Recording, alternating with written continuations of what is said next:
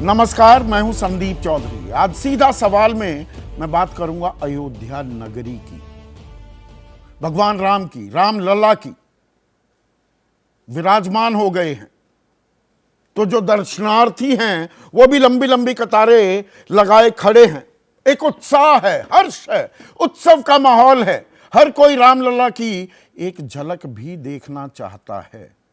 लेकिन बात करूंगा बद इंतजामी की भी। कल प्राण प्रतिष्ठा हुई, 8000 वीवीआईपीज आए थे, उतरे थे, पहुंचे थे अयोध्या में, तो चाक चौबंद व्यवस्था की गई थी, कहीं कोई चूक नहीं हुई। लेकिन आज जब दर्शन के लिए कपाट खुले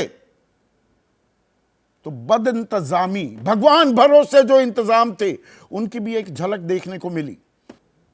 तो इसका अंदाजा क्या प्रशासन या ट्रस्ट वाले नहीं लगा पाए? सारा ध्यान, सारी शक्ति, सारी एनर्जीज, सारे इंतजाम बस 22 जनवरी को सफल बनाने के लिए किए गए क्या? यह आस्था का विषय है, यह बहुत ही गंभीर विषय है। खास आदमियों के लिए खास इंतजाम, आम आदमी के लिए इंतजाम नहीं किए जाएंगे। रामलला तो सबके हैं, हम सबके हैं, मर्यादा पुरुषोत्तम हैं। तो यह तो सहज अंदाजा लगा लेना चाहिए था कि अच्छी खासी भीड़ होने वाली है। और जब यह खबर मुख्यमंत्री योगी आदित्यनाथ के पास पहुंची तो वो सीधे हेलीकॉप्टर लेकर अयोध्या पहुंच गए। हड़कंप मच गया सेक्रेटेरिएट में, लखनऊ में। जो वरिष्ठ अफसर थे, नौकरशाह थे, वो भी पीछे पीछे दौड़े, भागे अयोध्या इंतजामों को पुख्ता करने के लिए। अब जो लोग थे, कोई कह रहा है मैं तो उड़ीसा से आया हूं, कोई कह रहा है मैं राजस्थान से आया हूं, कोई मध्य प्रदेश से आया है, कोई पश्चिम बंगाल से आया है। एक झलक चाहते थे वो रामलला की। बहुत से लोग जिन पर लाठियां भी बांधी गई, वो इतने खुश हुए रामलला के दर्शन के बाद कि अपनी जो दिक्कतें भी पेश आई उसको भी वो भूलने के लिए तैयार थे। बाद में भीड़, अलग अलग जत्थे बनाए गए, लाइन बनाई गई, पंक्तियां बनाई गई, तब अंदर भेजा गया। अब यहां पर यह बात मैं क्यों कह रहा हूं कि इंतजाम तो पहले भी किए जा सकते थे। रामलला का मंदिर इकलौता मंदिर नहीं है जहां भीड़ होगी, और यहां तो होनी थी। तिरुपति बालाजी की बात करूं मैं, दक्षिण का मशहूर मंदिर, 50,000 से 1 लाख लोग रोजाना यहां आते हैं। काशी विश्वनाथ में एक से जो कॉरिडोर बना, भव्य कॉरिडोर बनाया, 1 से 1.5 लाख, सावन मास में तो 1.5 से 2 लाख श्रद्धालुओं की तादाद पहुंच जाती है। वैष्णो देवी नवरात्रि में 1 लाख से ज्यादा लोग रोजाना देवी के दर्शन करने पहुंचते हैं।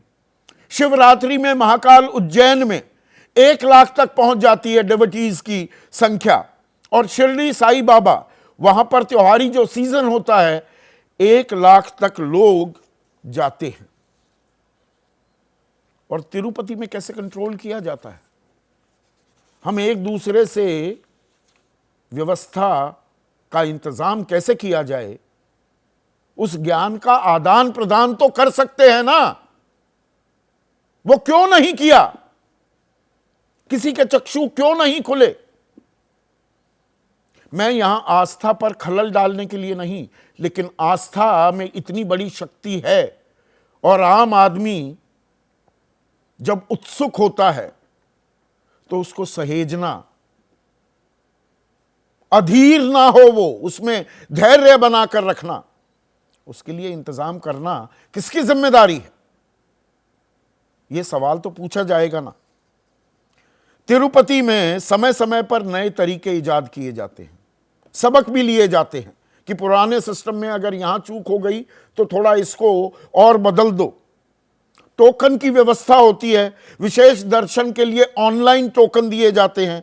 एक साथ 3 पंक्तियों में दर्शन करने की व्यवस्था बनाई गई है। और जब 4 धाम कि यात्रा के लिए और बढ़िया इंतजाम किए गए, हाईवेज जो बन रहे थे, तो बद्री केदार कमेटी के साथ समझौता भी हुआ। बद्री केदार समिति ने बाकायदा रीच आउट किया तिरुपति बालाजी की मैनेजमेंट को और कहा कि भाई समझाइए, हमें बताइए कैसे श्रद्धालुओं को कोई कष्ट ना हो, आप कैसे करते हैं। तो अयोध्या में चाहे ट्रस्ट हो, 15 सदस्यों की ट्रस्ट है, सरकार ने बनाई 2020 में, और जो जिला प्रशासन है वो क्या कर रहा था?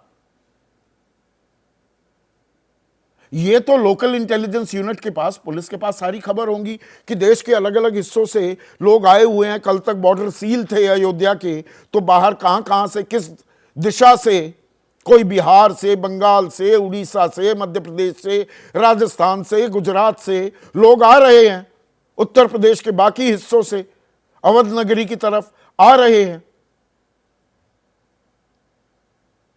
नियंत्रण में किया गया, पर देर आयत दुरुस्त आयत है क्या? और यहां पर पूरी जिम्मेदारी से मैं ये कह रहा हूं, भगदड़ भी होती है। भगवान के दर्शन के लिए श्रद्धालु जाते हैं, मैं उस फेहरिस्त में ज्यादा जाना नहीं चाहूंगा, लेकिन सिर्फ जिक्र कर रहा हूं। कुंभ मेला नासिक, ये 2003 की बात हो, मंदार देवी सातारा 2005 में, नैना देवी बिलासपुर, ये हिमाचल में है, 2008, चामुंडा देवी जोधपुर में 2008, राम जानकी मंदिर प्रतापगढ़ 2010, हरि की पैड़ी हरिद्वार में 2011, छठ पूजा पटना में हो रही थी 2012 में। जो भगदड़ हुई, कितने लोग भगवान को ही प्यारे हो गए। भगवान ना करे ऐसा हो। और इसीलिए आज का सीधा सवाल, राम लल्ला विराजमान, भगवान भरोसे इंतजाम। अब इंतजाम भी हम भगवान के भरोसे नहीं छोड़ सकते हैं, और राम है सदा के लिए, क्यों हो रहे हो उतावले। एबीपी न्यूज आप सभी राम भक्तों से, जो श्रद्धालु हैं, रामलला के दर्शन के अभिलाषी हैं, हम आपसे निवेदन कर रहे हैं, अनुरोध कर रहे हैं, अपील कर रहे हैं। अब रामलला वहां पर विराजमान है, वो वहीं है अब हमेशा के लिए। तो उतावले मत होइए, अधीर मत होइए, सोच समझकर, पता लगाकर तब जाइए। आपकी, आपके परिवार की सहूलियत के हिसाब से। आपका उतावलापन दूसरों के लिए परेशानी का सबब तो बनेगा ही, आपके खुद के लिए भी दिक्कत दे सकता है।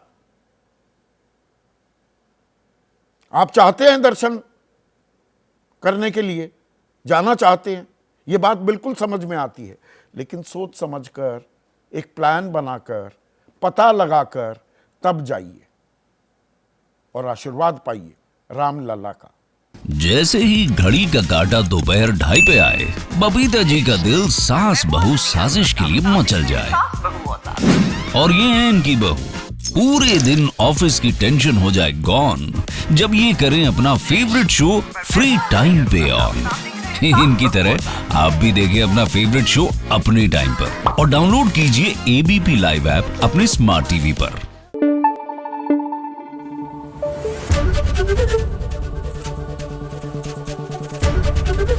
एबीपी न्यूज आपको रखे आगे।